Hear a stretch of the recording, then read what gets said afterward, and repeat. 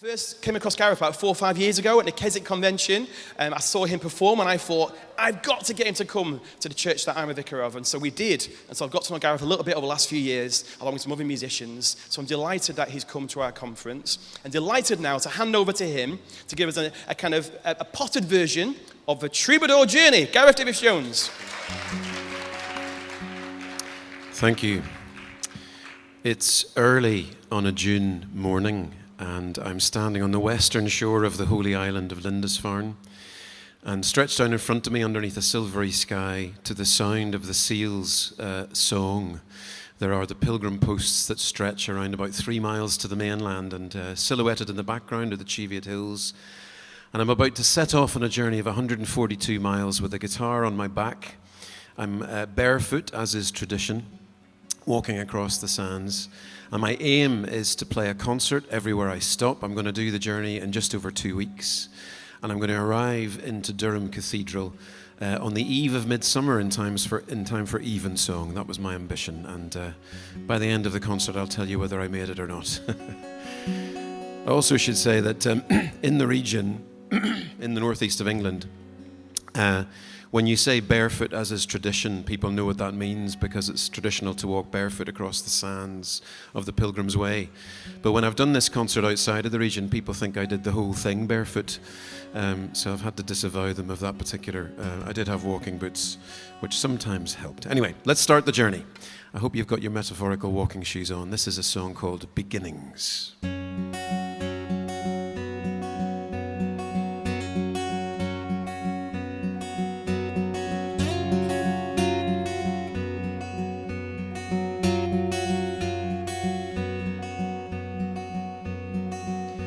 In the morning salt air, sun, silver sky, in the wind-born melody of the seals' gathered cry, in standing at the edge of what is foolish, what is wise, in the questions, will I make it, what I'm doing here and why.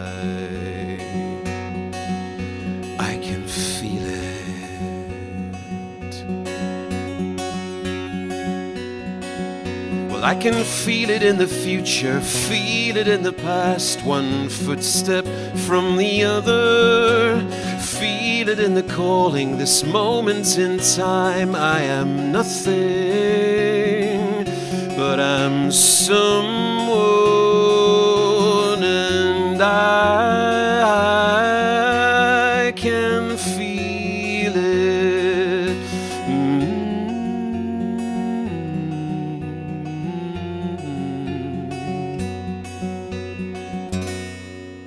In the wide pilgrim posts and tidal sands, in the water that surrounds them and the samphire strands, in the long letting go, in the laying down of plans, in starting on a journey I may never understand.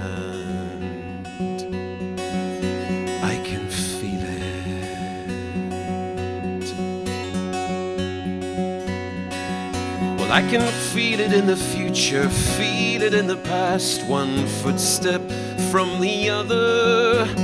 Feel it in the calling, this moment in time. I am nothing, but I'm someone, and I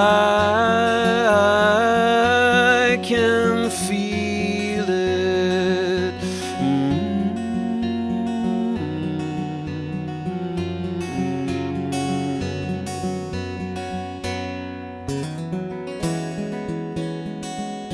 I can feel it as it rises. I can see it on the horizon.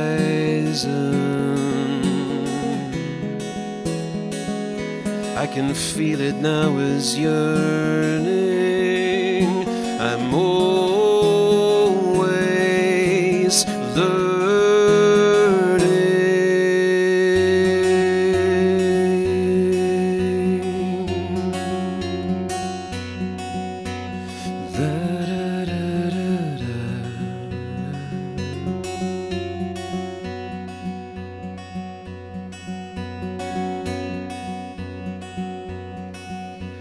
and the elements dance to a timeless creed.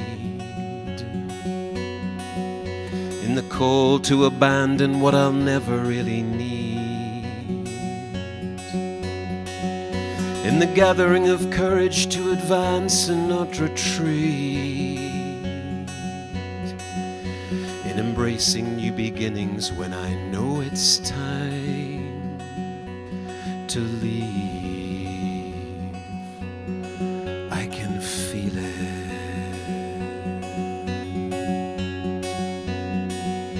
I can feel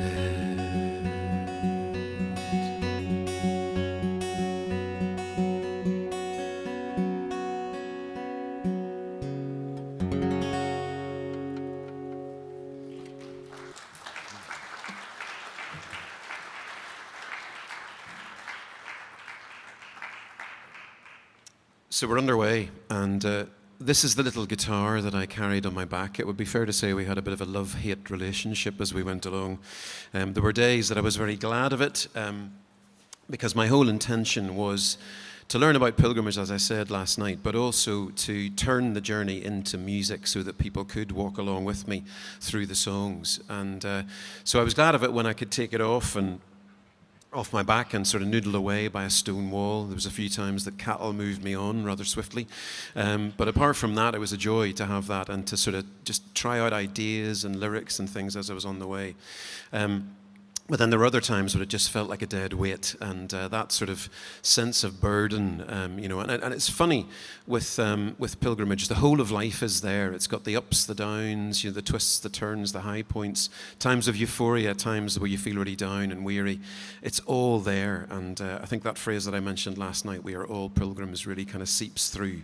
Anyway, this little guitar was my constant companion, and ironically or not, the make of the guitar is a Faith guitar. It's a company in Wales, and they make these wonderful guitars called Faith. So emblazoned on the back of my carry case was the word faith as I walked in the footsteps of the Northern Saints, which seemed quite appropriate. So this is a song in tribute to my little friend. I had it on my album launch tour that I've just finished. I went back to the trails, to the places that I walked through, and I sang them the songs that I'd written as I passed through. And anyway, it came with me because I thought it would get in a bit of a sort of hump if it didn't come with me. So, you know, so I'm treating it nicely by bringing it down here. So Little Faith is the name of the song.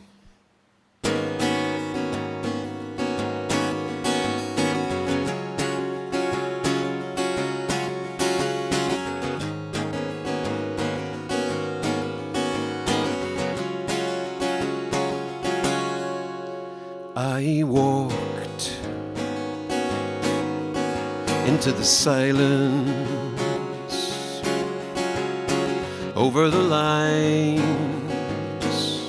away from the island, but I never left the sound of your singing, the sound of your breath, words you hand down. Wisdom in season, oh little faith, it's all I've ever had, enough to move mountains, you said.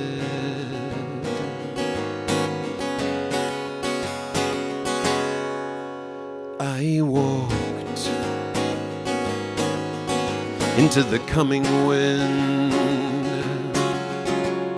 the gathering rain, sore as I've ever been, and it's sometimes full when my heart's at its lowest, but hope is reborn like seed in the ground, silently growing,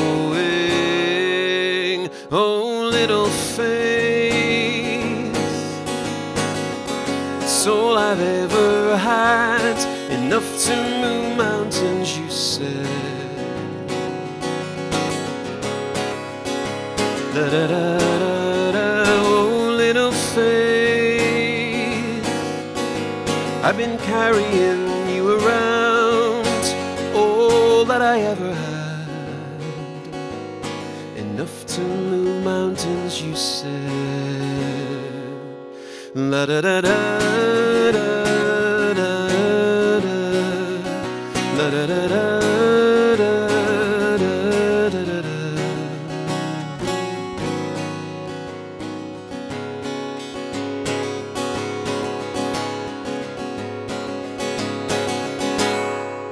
Don't little faith, it's all I've ever had, enough to move mountains, you said.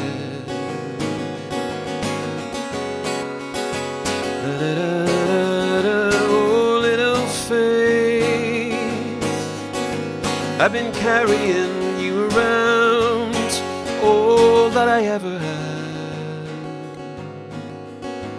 that I ever had.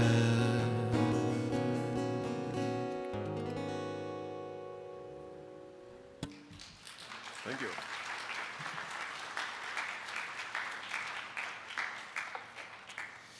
So there's a lot to love about the northeast of England, the landscape, the history, the people, the places. I'm a kind of immersed in it. I came over to go to Newcastle University when I was a teenager, and I've been there in the region ever since, and all of my children have been raised there, proper Geordies, like, you know, and all that. But people come. I hoped that conversation would be generated as I kind of walked along with this guitar, and that people would ask me what I was up to, and that did happen. And I had some very sort of mundane conversations, you know, about the weather and things like that. And then I also had some really quite profound discussions with people about their own journey. And it turns out, as you go in pilgrimage and you share your journey, others feel sort of a kind of a permission to share their journey with you, and this wonderful sort of cyclical thing starts to happen. And I discovered that even the tourists that I met who feel drawn to the Northumbrian coast, they couldn't quite put their finger on why they were there, but they know they want to keep coming back, and it's a beautiful thing to hear them try and put into words what draws them. And I think it's that sense of a thin place, the edge, you know, where the land meets the sea, the beauty, and also maybe the legacy of the Northern Saints without them really knowing it. So it's some lovely conversations about that. And this song here is called Northumbrian Tide. This is the one that I'm hoping the Northumbrian Tourist Board will pick up on. You know, I can see it with drone footage, and anyway, that's more of that later. Anyway, come with me. I hope you feel the sand between your toes in this one. So, Northumbrian Tide.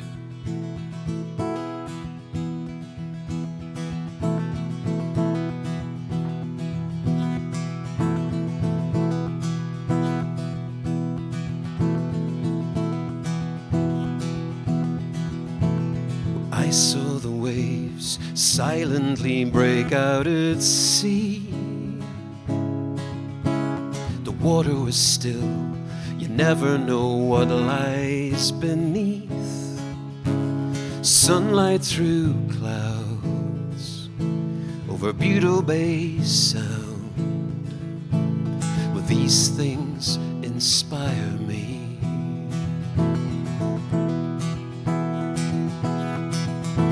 And every now and then we'll get to linger in these places, days to come that take our breath away. Wild and wondrous, dancing under sky that always changes, carnival of colors at the edge. Well, that's what we'll find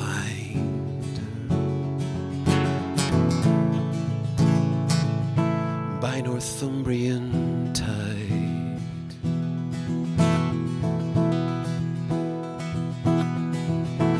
The call of the terns, curlews and birds on the wing. The rush of the swell that covers the tracks where I've been, lifting up shells like stars where they fell, quietly shining.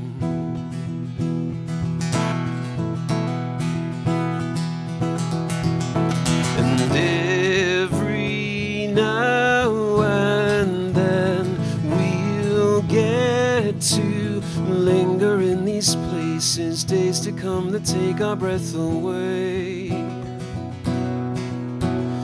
Wild and wondrous, dancing under sky that always changes, carnival of colors at the edge. Well, that's what we'll find by Northumbrian tide.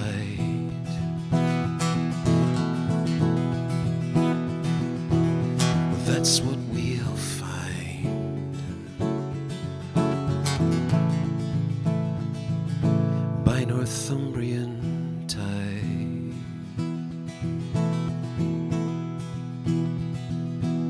Standing at the edge.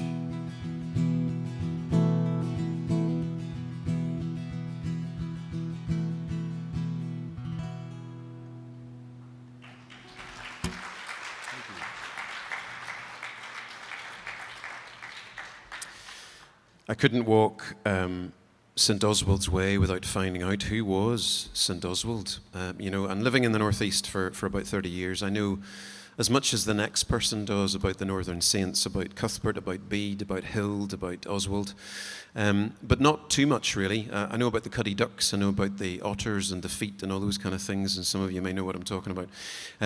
But who was St. Oswald? St. Oswald had a very short reign. He only reigned for 9 years at the Kingdom of Northumbria.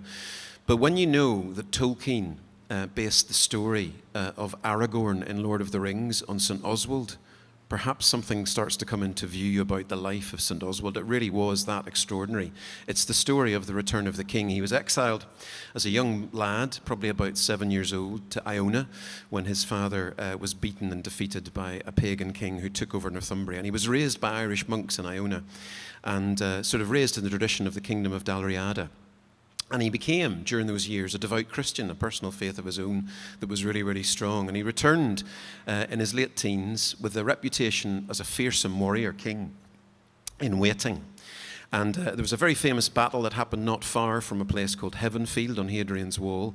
And he beat the Welsh king Cadwalla to win back the kingdom. And as a result of that, he invited St. Aidan to come from Iona to set up the monastery on Lindisfarne. And then because of Lindisfarne, we end up with the monasteries at Monk Wearmouth and Jarrow. And because of that, we get St. Bede. And because of St. Bede, we know all about it. So the whole thing kind of goes around like that, you know. But his reign was quite extraordinary. And he and St. Aidan were a very powerful partnership. And really, they set the model up that perseveres to this day, I guess, in terms of monastic sort of tradition in the British Isles. And his legacy reaches very, very far. You can read more about it in a wonderful book called The King in the North by the historian Max Adams. I had that with me as I went on the journey. How can you sum up somebody's life in about 4 minutes of a song? It's difficult, but I had a crack at it with St. Oswald. So the last thing I'll tell you, I discovered that his nickname in Irish was the White Blade Prince, and I really loved that. So that's the hook around which the song kind of hangs. So the White Blade Prince, the story of St. Oswald.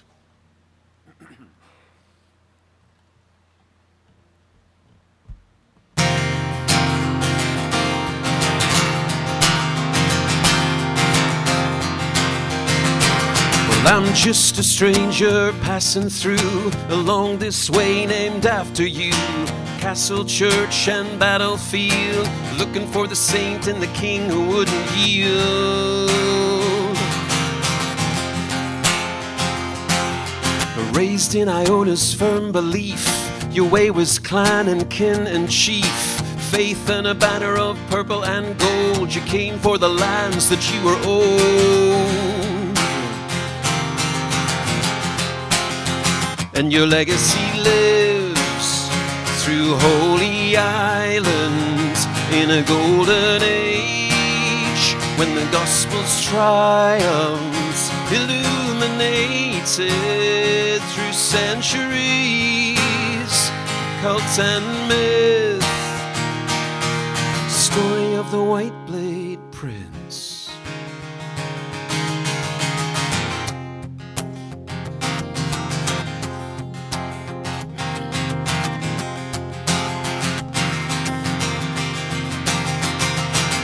Though you raised a cross with the kingdom won, you're short of strain, but your legend long. And when you fell, as all great warriors do, they never had the chance to bury you.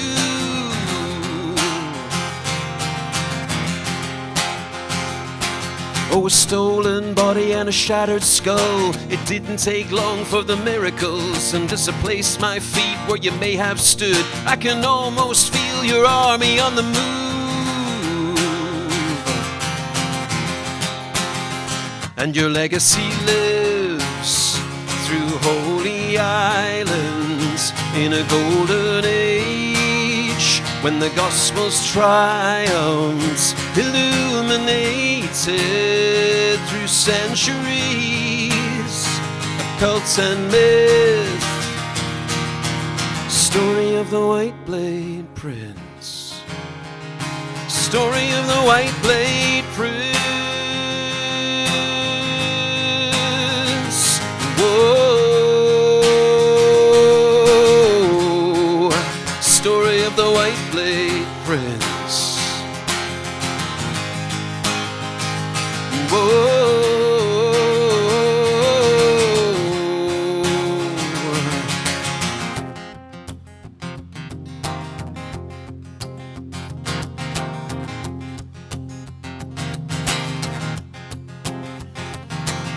Shrines and rituals, followers, scholars, resting in the tomb of the saint that followed. We can only get a glimpse of what may have been when the land was changed by the return of the King. And your legacy lives through holy islands in a golden age, when the gospel's triumphs illuminated through centuries of cult and myth. Story of the White Blade Prince. Story of the White Blade Prince. Whoa. Story of the White Blade Prince. Whoa.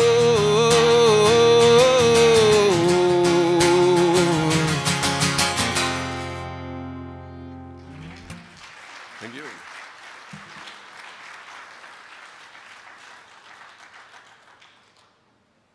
So at the risk of sounding like a tour guide, are you all still with me?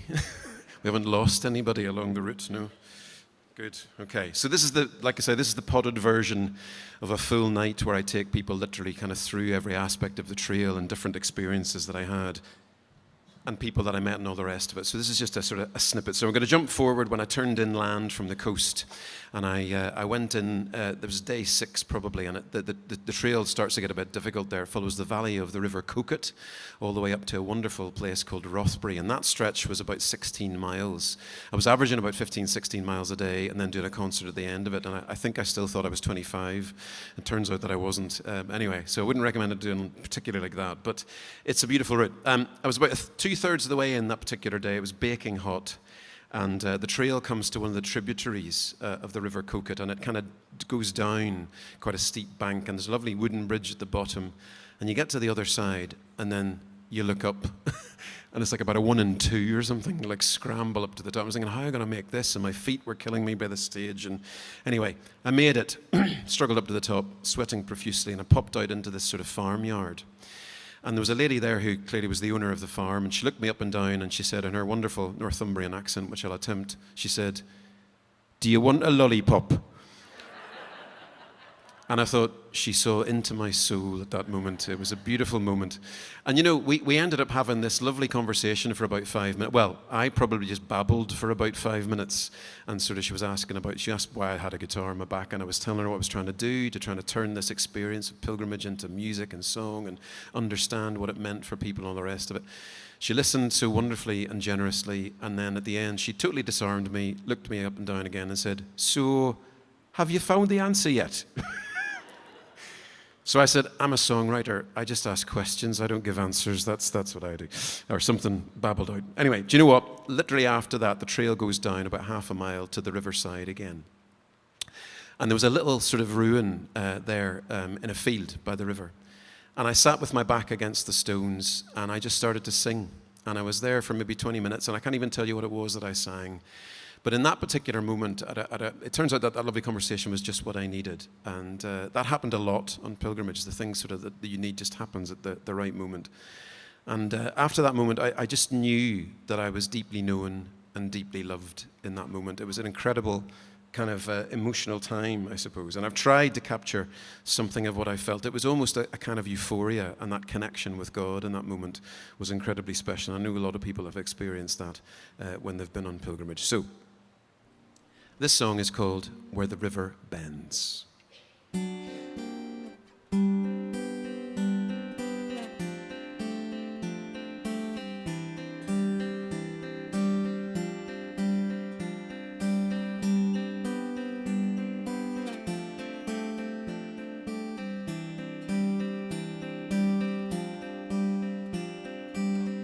There is a secret place where silver timber holding walls in a field where the river bends and green and copper shadows fall, and here you can sing, the way is welcoming.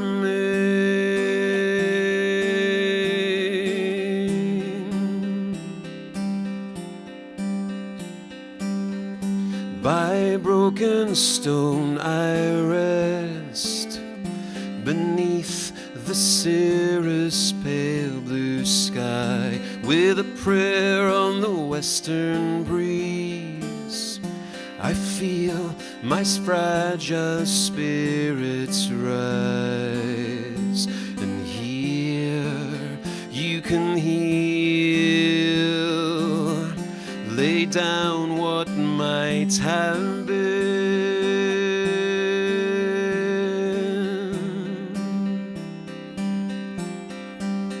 and we've all been given time. Some get it wrong and some, well, I'm just a tired pilgrim working it all out as I go by.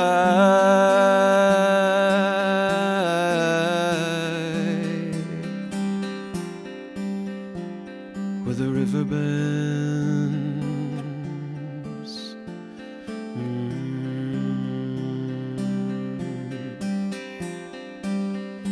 and when I leave this place and dark clouds gather and surround, I'll remember where the river bends and the strength to carry on I've found.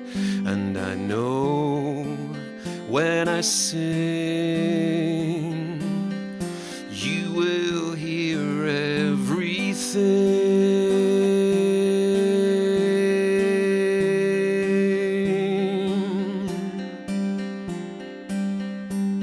You know when I stay, you know when I rise, you know all my ways, there's nowhere to hide. You know when I stay, you know when I rise, you know all my ways, there's nowhere to hide. Where the river bends.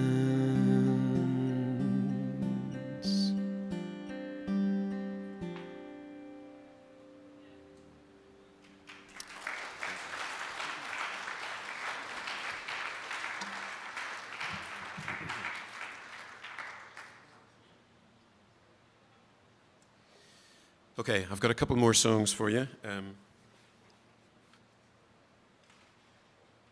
Before we finish off, one thing I was very conscious of when I was walking is that I had chosen to do this project. I had chosen to go out. I was welcomed by strangers. I was hosted. People organised concerts for me. They helped to carry a little tiny bit of gear along the way. You know, they met me in places. They gave me a place to stay, all these kind of different things. And while I walked, I was very conscious of those whose journeys are enforced, who have no choice, who are cast out of their countries or their place or their homes because of nothing that they did, but simply because circumstances have meant that they've had no choice but to leave. And, you know, sometimes I look around our country today and I think we've utterly lost our compassion, have we not, at times? And thinking about that, when I went to do the writing retreat after the walk itself in August, actually, or late July or August, up in the Cheviot Hills and back on Holy Island, it also coincided with the commemorations for 80 years of VJ Day.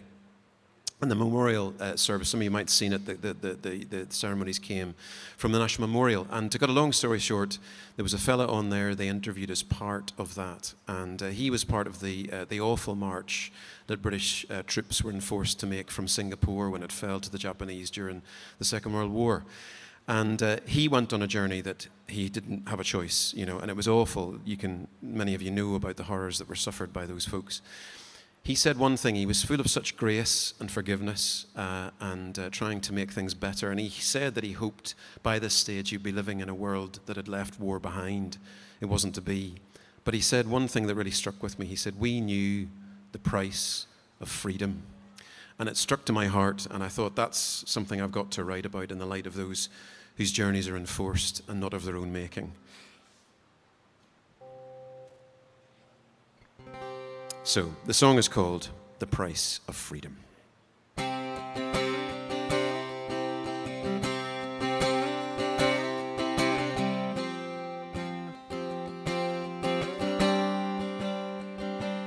I thought as I was passing through, if we could walk a mile or two with others that we are told to hate, the world it might be a better place. Every conflict on repeat, often because we cannot see.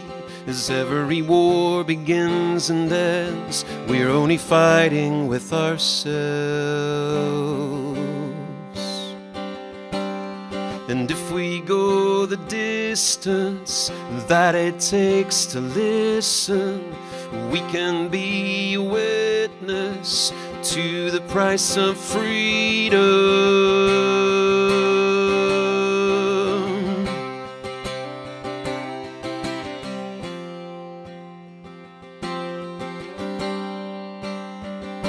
Enough of the slogans that divide, stories that paint each human life as something to cast aside and blame for every broken promise made.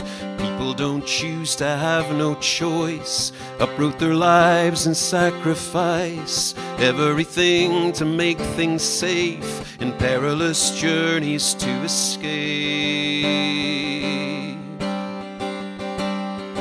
If we go the distance that it takes to listen, we can be a witness to the price of freedom.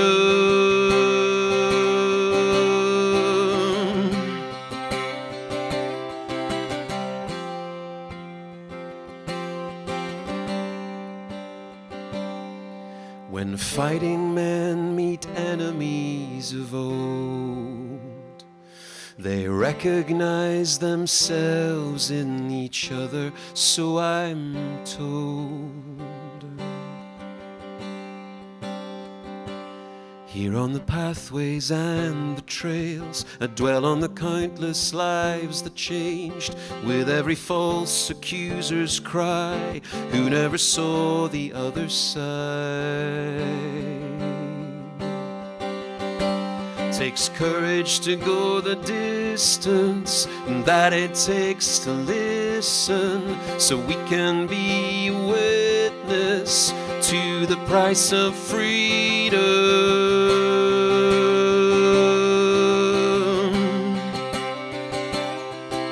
If we can be a witness, if we can go the distance that it takes to listen, we can be a witness the price of freedom.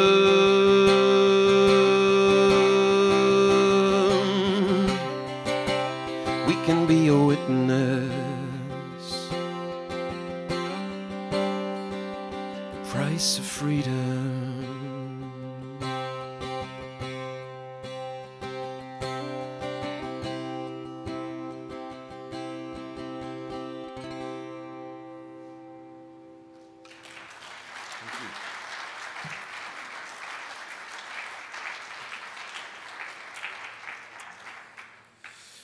Okay, well listen, thank you very much, first of all, for letting me be here at the conference. It's been just a joy to share with you over the past couple of days. I hope that you weren't too put off by singing the hymn every day. I hope you enjoy singing it tomorrow and all the rest of it. So it's been a privilege and honor to do that. A quick commercial announcement. If you have Spotify, Apple Music, Amazon Music, all those streaming services and all the rest of it, please listen to the music that we as artists create with joy. Enjoy it. It's no greater honor that you do us than taking the time to listen to the music that we create. But please do so knowing that as artists we get pretty much the square root of zero from those companies for the music that they put on their platforms. Oftentimes I think we're just slaves to a big Swedish tech firm. It's kind of the way things are going with music. But anyway, we're not going to solve that today. However, if you are listening on your streaming service to the album that I've created around this, which is called A Troubadour Journey, Lindisfarne to Durham, what might be nice is if you had a listening companion which has the lyrics in it, it's got the stories behind the songs, it's got photographs that I took along the route, it's got beautiful artwork by Northumbrian artist Rebecca Vincent, whose work just embodies the landscape that I walked through. I hope you'll agree when you have a look at it. So it's called a listening companion. It just happens to have a CD in it. That's really not what it is. It's there if you have a CD player and all the rest. It doesn't matter if you don't anymore. It's really to accompany the digital listening. And it's got a booklet in it. The package is a little card sort of wallet, opens up into 6 panels. It's got a 32-page booklet with all that great stuff on there. All the musicians that I was able to get involved in the project to help me make this music and put it together. So that's out there.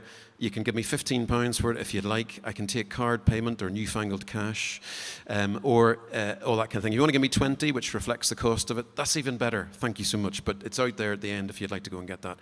I also didn't realize that as I walked St. Oswald's Way, it's actually the 20th anniversary of the trail this year.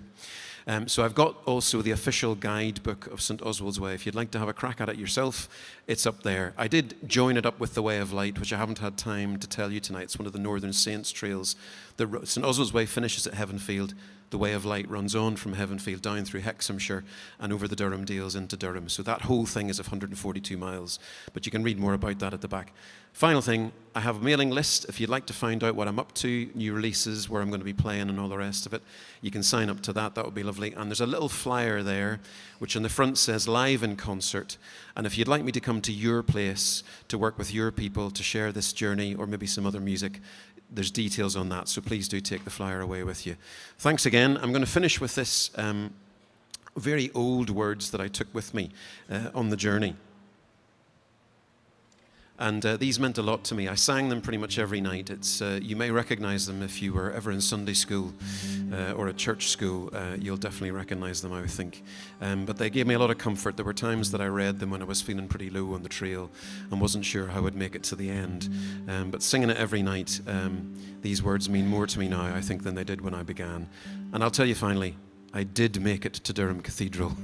And I got my little pewter coin that they give to all the pilgrims that walk in and join Evensong. And they mentioned me in the service, which I didn't know about. That made me weep. And then I heard some giggling during Evensong that I sort of recognized. And when I came around the corner, I was going to have to walk back down to the River Wear and up to the railway station at Durham. Some of you know where that is. And it was, I think, how am I going to make it, being so exhausted? But my daughter and my little granddaughter Daisy had come to pick me up, which did make me weep at that point as the end of the journey. Thanks for listening to me, folks. I'm really glad to have shared with you, and I'll see you somewhere up the road.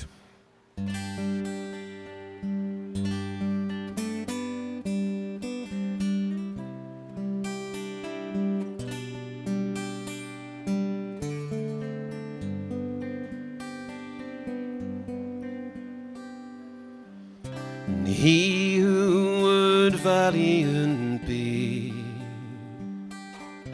against all disaster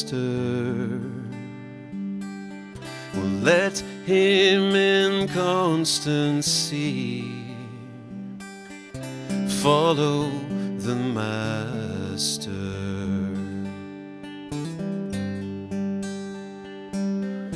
There's no discouragement shall make him once relent his first avowed intent to be a pilgrim.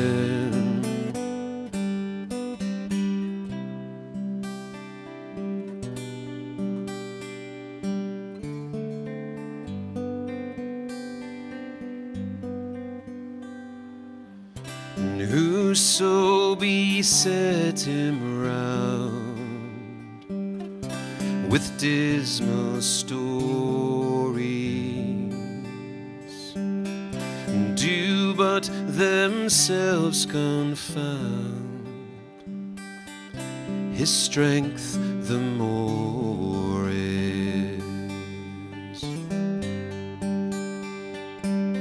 No foe shall stay his might, though he with giants fight.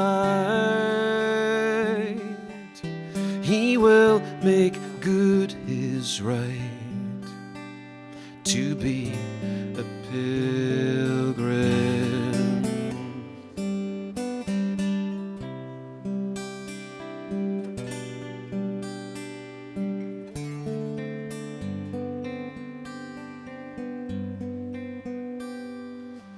And since, Lord, thou dost defend us with thy Spirit, we know we at the end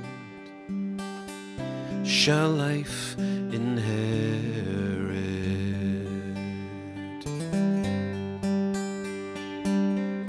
Then fancies flee away, I'll fear not what men say. I'll labor night and day to be a pilgrim.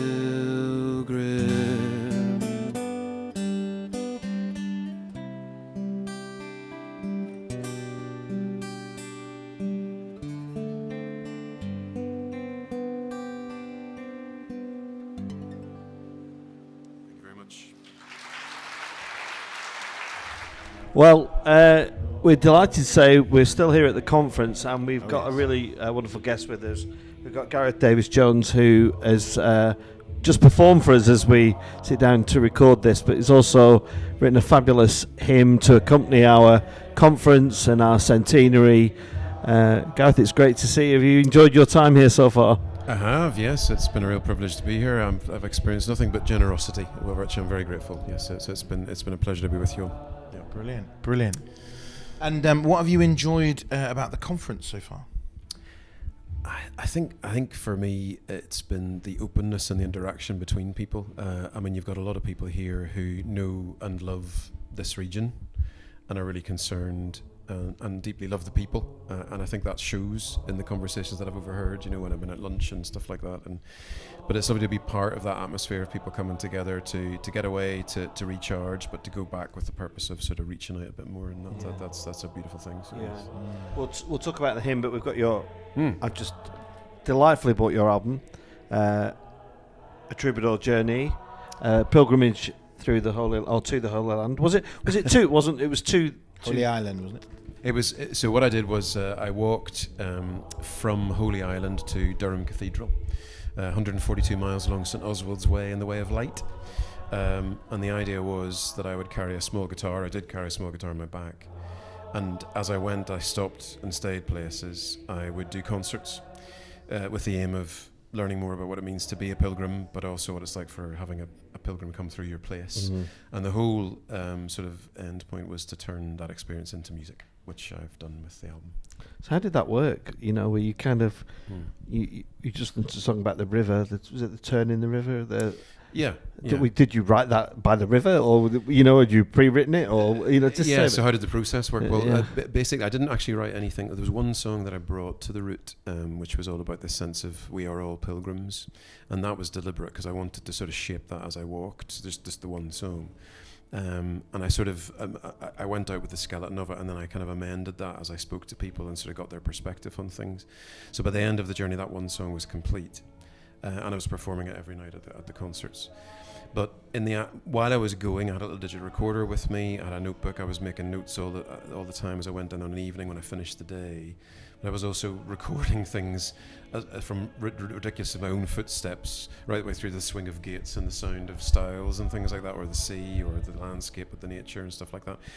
All to help me when I did the writing retreats at the end of the experience to kind of get back there, just to sort of remember it. So I was, things really do happen to you on pilgrimage. I don't know anyone who's done a pilgrimage where something quite extraordinary doesn't happen to them. And two extraordinary things happened. Well, many extraordinary things happened, but two particular extraordinary things happened. I connected with people who invited me back to their place to do writing retreats. So I got to go back up to this wonderful place called the Nightfold Retreat in the Cheviot, a place near Barrowburn, which is right in the middle, as remote as you can get.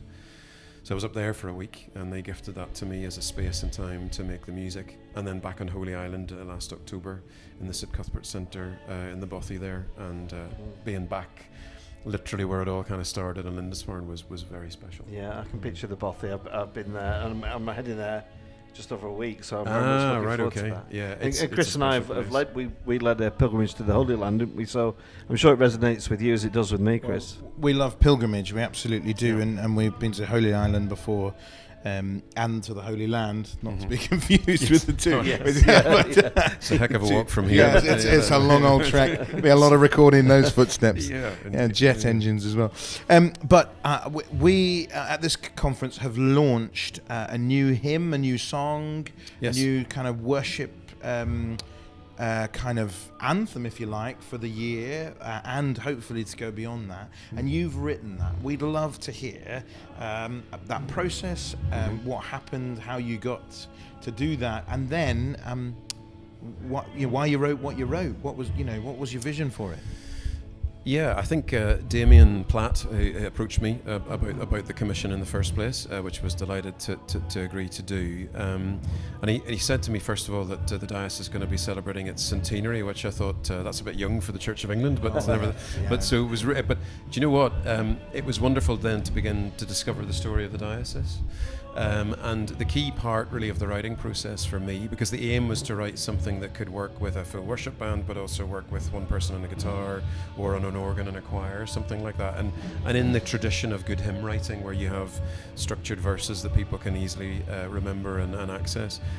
But we had a wonderful call together that a lady called Joy set up for me, I think, and we had Bishop Jill, we had Damien, but we had a few folk from around the diocese telling me about what they love about the place that they're from, telling me about some of the initiatives that are going on, from a church that's offering tea and conversation to people on the seafront at Blackburn and the Golden Mile, through to people, I think, further inland in Preston who are using their church to have sort of weight training and things like that. So that was wonderful to kind of hear how different churches do different things. And they were also able to tell me about the landscape, about some of the history, about the character of the region. Pendle Hill, which I didn't know about, in terms of the Quakers and all that kind of tradition. So bringing that whole composite together with the theme that you've had for your centenary year, which is all for Jesus. And I think those were the two kind of things that sort of amalgamated. And there was one other thing. We talked about the history of weaving, the tradition of the mills and stuff like that. And when I looked into it, there was this wonderful sort of definition of a plain weave, which apparently is the strongest weave because it keeps it quite symmetrical and it doesn't particularly overlap in a way, but whatever way it does, I don't know. You can tell I don't know anything about weaving, but with the way it overlaps makes it the strongest weave, and that really sort of appealed to me with this history of weaving in the region. So that plus this sense that your theme is all for Jesus, that all of these things have been sort of the initiatives the reason that the diocese exists is for the people here to minister and serve to them. So it's trying to gather all those things together and make something that would make sense. So anybody that, I guess, connects with this hymn, I would hope that they'll recognise their place in it and be able to thank God for it. Yeah, well, somebody who's from Burnley with a rich weaving heritage and cotton mills and live in the shadow of Pendle Hill, it definitely works for me, and not without a little bit of controversy, though. You know, somebody was saying, well, what are the legends of Pendle Hill? Legacies. The legacies, of Pendle and Hill, you know, which ones? Yeah. Well, I chose to leave that open for people to decide. But the Quaker movement is deep. Its heritage is deep in that area, and the Quakers still carry out a pilgrimage. Yeah. Every year they walk the hill in absolute silence. So Yeah. I thought it was really lovely. Yeah, really sweet. Yeah, there are some beautiful kind of natural metaphors. You know, the fire touching the tower in Blackpool, and beautiful kind of capturing of stuff. So I think it just can see people singing it both in kind of more sort of what you might call kind of choral or traditional settings, and then in more kind of contemporary settings. And we've had that, haven't we? We've had the band, and then I was sat right in front of the organ. I couldn't actually hear people singing. It was that loud. But the people here seem to have got it, don't they? You must be pleased with the delighted. reaction, yeah. Absolutely. You can't hope for more than that as a songwriter, that people will connect with the music that you've written. So delighted to have been able to debut it here. And the hope is that it will go around the region, and like I say, that people will see something of themselves in that. But all the more to give thanks and be full of gratitude because of that. That's the aim. So. It's great chat. It'd be wrong not to give you an opportunity to plug yourself, because this is for people who aren't here. Sure. So tell people who are intrigued to know more where they can find you. out more. They can find me at my website, which is garethdavies-jones.com. So that's hopefully Davies with an IES and the hyphen in the middle. And my story is on there, all the details about the latest project. But I've been a singer-songwriter for getting on for 22, 23 years professionally. I both sing in the church, but I also sing out at clubs and venues and things like that. Done all sorts of projects, from mining to do with the railways, heritage, through to albums about the Sermon on the Mount, and a bit of hymn writing, a lot of community music, working with local communities to explore who they are through music and song, and trying to help them crystallise their story. Storytelling is really my thing. Yeah, I could talk to you all day about music, because it worries me that some schools music has dropped off the. Oh yes. It's a shame really that in this particular age that actually where it used to be, the musicians could get funding from the schools to go in and do it. Now we have to find funding from outside now because the schools are so strapped, and it's one of the first things to go when times are hard. So it's really sad to see that. But I mean, I do get the opportunity with some of the organisations that I work with to go into schools, and we do some writing about their history and their place, which is really wonderful, because kids really respond to that. You know. So I thank you so much for sharing. Is there anyone who's received the hymn and then they're not sure? Do you know, are we going to do this? Is it going to be worth it for this? What season should we do it? What's your sort of quick snippet of advice for churches, church leaders, others sort of taking this up and saying, well, you know, we're going to teach congregations, or are we not going to bother? What would be your big kind of selling strapline for this? Oh, right, okay. Well, I mean, I think it's always good to introduce something new. Yeah. But this is something new, not just for the sake of it. This is something to celebrate the region that everybody cares so deeply about. Hopefully it's something that your people will really connect with, because it isn't something that's come in from with the greatest will in the world, you know, the States or somewhere else. You know, this is not that. This is something that was born out of conversations and research about this place, about the Diocese of Blackburn. So it's very much bespoke. For these congregations, and that's why I would say it's worth having a look at, have a listen to. Presumably there's going to be footage from the conference here, so people will be able to pick it up from that. And there will be, and there already is in existence, some sheet music for it, so the musicians in your church will be able to pick it up. Brilliant, thank you. Would you like people to send you feedback? They're loving singing the hymn, they're enjoying it. Always. If it's good. Yes. Constructive, I think that's what we said. They're very welcome to. I always love to hear from people, and they can get in touch via my website. It's a tremendous encouragement when people get in touch. Well, thank you so much. Give it a go. Yeah, thank you. Lovely talking to you, Gareth. Pleasure talking to you guys. Thank you, and we'll see you again. Bye-bye.